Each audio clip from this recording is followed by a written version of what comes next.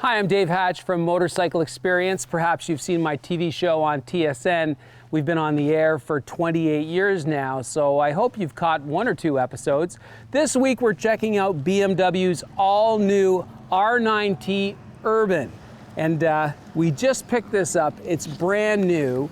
And if you're having a little bit of deja vu, that's understandable because it's based on the original GS, the 1980 R80 GS, which BMW is proud to say was probably the first adventure motorcycle ever built.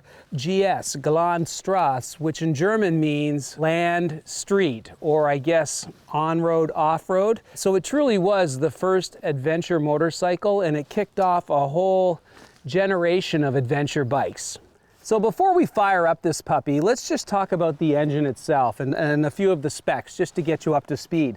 This is the previous generation boxer engine from BMW, the one you might have seen in the R1200 GS a few years ago. So what that means is that it's air and oil cooled, not liquid cooled. This bike is 1200 cc's. But what's really interesting is with this generation engine, BMW did something a little different. I don't know what, but they did something to the flywheel. You still get that great twin torque, you know, that down low grunt that we all love when it comes to twin cylinder engines, but it revs up faster. The flywheel feels lighter. So the whole engine itself feels really spirited. The other magic they've pulled off is the sound. I just love the sound of this bike. I'll fire it up for you. Take it off the kickstand.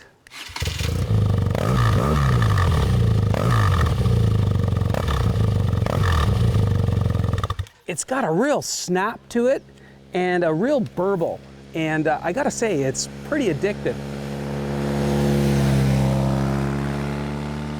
Now while I'm up here, let's talk about the suspension and brakes. Up front, you've got a standard 43mm fork. Out back, you've got BMW's classic paralever rear suspension system, shaft final drive. In terms of suspension, this bike is fantastic. It's beautifully balanced. The fork is super stiff, but very compliant over bumps. But that stiffness really is confidence inspiring in the corners.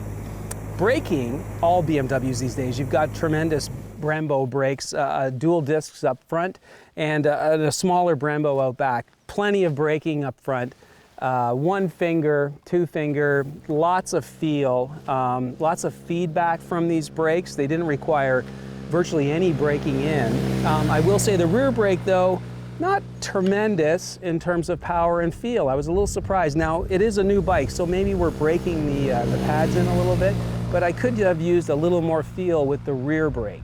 Now, when it comes to the cockpit itself, the layout is about as bare bones and basic as you get. You get one gauge, your speedometer, and you get a clock, and you get an odometer, and that's it. You don't get a gear shift indicator, and you don't get a fuel gauge. What you do get is a signal light that comes on when you're low on fuel, and it starts to click off the kilometers, and I'm assuming you're supposed to count off how many clicks you have left until you absolutely run out of gas.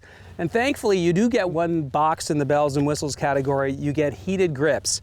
And I have to say, I was pleased to see that because, you know, living in Canada, riding in Canada, we stretch out the season in the spring and in the fall as much as we can, and those heated grips do make a big difference. So I was happy to see that. So let's wrap things up by talking about the riding experience itself. What is this bike like to ride? Let me tell you, it's a blast. It just delivers so many smiles. The wide bars, you're slightly leaning forward, you've got this great engine that's revving up and snapping and popping and making all kinds of wonderful sounds.